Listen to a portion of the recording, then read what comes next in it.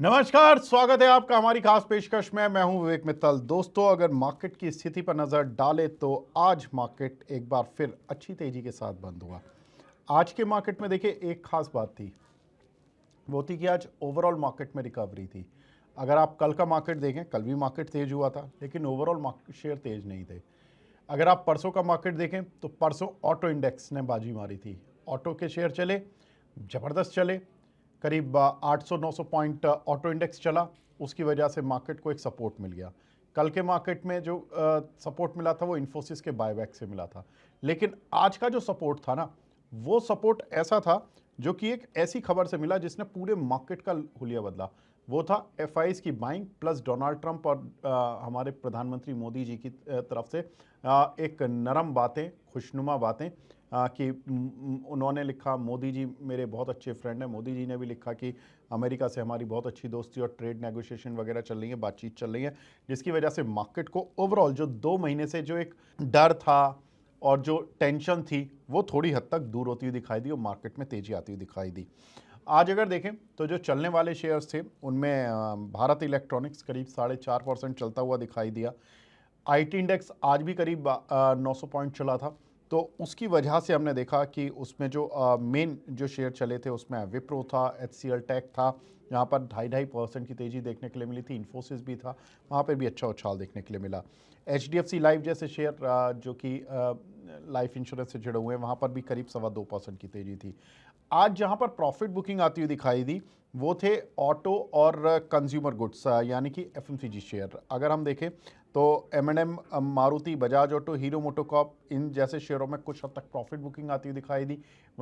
इसका कारण भी है कि अभी तक जो फोकस मार्केट का था वो था डोमेस्टिक कंजम्पशन पर, लेकिन अब जो मार्केट का फोकस हो गया डोनाल्ड ट्रंप और मोदी जी की बातचीत के बाद दोबारा से export front, export oriented share जिनका ग्लोबल एक्सपोजर है वो वाले शेयर, उन सभी पर फोकस आ गया। तो जो ये आज ऑटो शेयर्स थे, यहाँ पर जो एक बेहतरीन तेजी देखने के लिए मिली थी, वही आज प्रॉफिट बुकिंग में बदल गई। आज टेक्सटाइल शेयर देखोगे आप, सब में एक अच्छा स्ट्रेंथ देखने के लिए मिली, क्योंकि एक्सपोर्ट ओरिएंटेड रहने की वजह से, अमेरिका में एक्सपोजर रहने की वजह से सारे काउंटर पिट रहे थे पिछले 2 महीने से। और अब चूंकि ट्रेड डील की बातें शुरू हो गई हैं पॉजिटिव साइड पर, तो इन्हीं शेयरों में आज अच्छा जंप भी देखने के लिए मिला। अगर हम मिड कैप कैटेगरी में जाकर देखें तो ओएफएसएस के शेयर में आज करीब 10% का उछाल था। कारण था कि इसकी जो पेरेंट कंपनी है ओएफएसएस जो अमेरिका में है, उसके काउंटर में कल 20% का उछाल था। उनके रिजल्ट आए थे, रिजल्ट उतने खास नहीं थे, लेकिन मैनेजमेंट ने जो गाइडेंस दी वो काफ़ी बेहतरीन थी, जिसकी वजह से उसका शेयर अमेरिका में भी चला, इंडिया में भी चला। वारी रिन्यूएबल, परसिस्टेंट सिस्टम, टाटा इलेक्साई, इन सभी में तेज़ी देखने के लिए मिली। देखिए, परसिस्टेंट और टाटा इलेक्साई जैसे शेयरों में चूंकि अब आईटी चला है, तो पहले दिन जब आईटी चलता है इतना तेज, और उसके बाद जब दूसरे दिन भी आईटी चलता है तो उसमें मिड कैप शेयर भी पार्टिसिपेट करना शुरू कर देते हैं। आज वो हुआ परसिस्टेंट और टाटा इलेक्साई जैसे शेयरों की वजह से। मिड कैप लूजर्स में देखें तो बीएससी गिरा 4%, एमआरएफ, एबीएफआरएल, एस्कॉर्ट जैसे शेयरों में आज थोड़ी सी मुनाफा वसूली देखने के लिए मिली। जैसा कि हम बता रहे थे कि स्मॉल कैप में आज वेल्सपन लिविंग आज का टॉप गेनर था, जो कि टेक्सटाइल शेयरों में जो कि तेजी थी। इस कंपनी का एक बड़ा बिजनेस जो है वो अमेरिका से आता है, यूरोप से भी आता है, लेकिन इनका जो मेन टॉवल और जो इनके टेक्सटाइल प्रोडक्ट्स हैं उसका एक बड़ा मार्केट है अमेरिका। और अमेरिका में इनकी जो सेल है उस सेल पर इम्पैक्ट आ रहा था टैरिफ लगने की वजह से, और उसका एक फ़ायदा मिला आज, क्योंकि वे चीज़ें रिवर्स होती हुई दिखी। क्योंकि ये काउंटर करीब 140-50 रुपये की रेंज में चल रहा था, टूटकर करीब 110 रुपये तक आ गया था। आज ये करीब 10% चला, काउंटर ऑलमोस्ट 125-26 के लेवल तक पहुंचता हुआ दिखाई दिया। आईजीआई, जेंसा टेक्नोलॉजीज, पूना वाला फिनकॉप, ये सभी आज चलते हुए दिखाई दिए। वहीं स्मॉल कैप लूजर्स में देखें तो first cry, IKS, FL India, S India जैसी कंपनी थी जहाँ पर कि कुछ हद तक प्रॉफिट बुकिंग आती हुई दिखाई दी।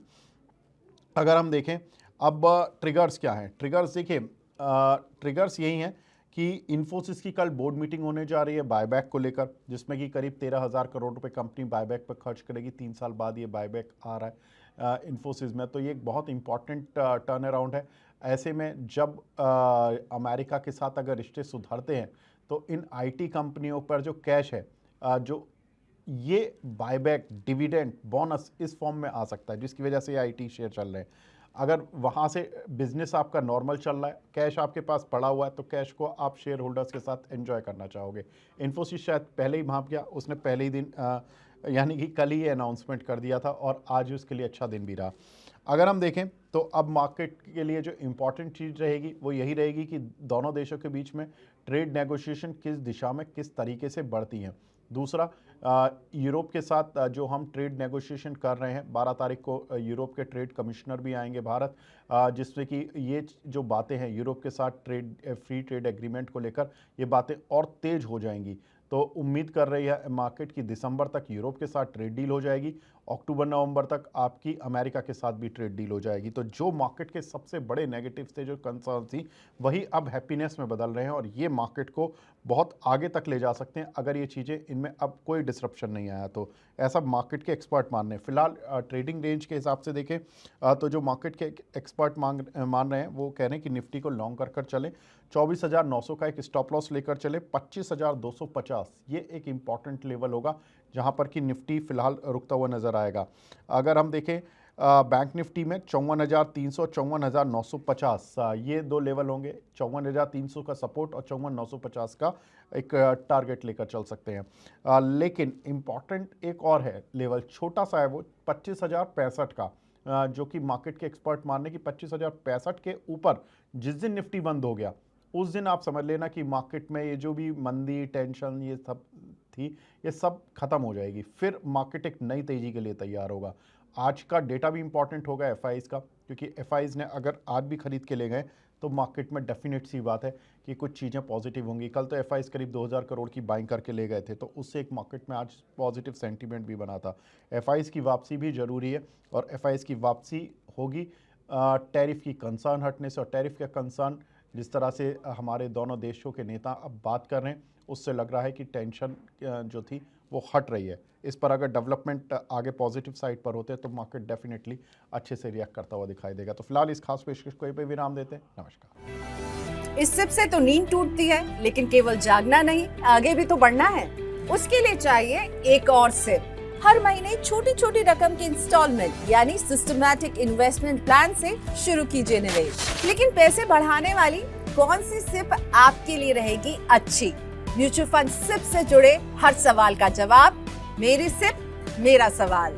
सोमवार से शुक्रवार 4 बजे मिलेंगे हम सिर्फ मनी 9 पर।